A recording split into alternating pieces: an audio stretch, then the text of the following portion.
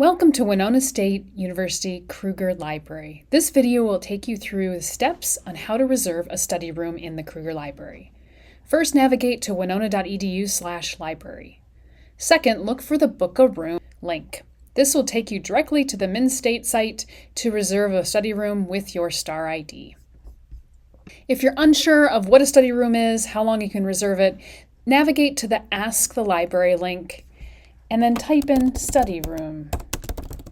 This will take you to a frequently asked questions about our study rooms and will provide step-by-step instructions along with our reservation policies.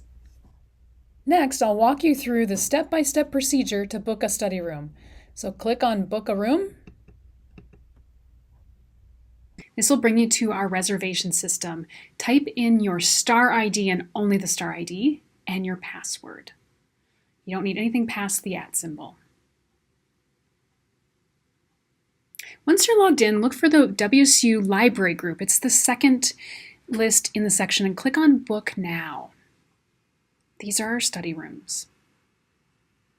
Here you will find on the left-hand side a location to select your date and your start and end times.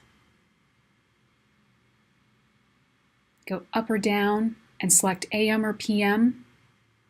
So make sure it's a time when the library is open.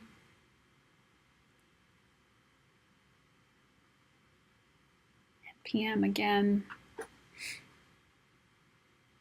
There is a 3-hour reservation limit. Click search, and this should pull up all of the study rooms that are currently open. You'll see when they are booked. So this first one is actually booked from 1 to 3 our original time period. So I'm going to go down to 114, the group study room, and we'll add that one since it's open. And then we're going to click on Next Step. Shows you the study room at the top that you're reserving, and the next step will take us to the next page. Here you do have to enter in some information, so you can put study group as the default, add maybe your last name or something that identifies your study group so others can see it in the system.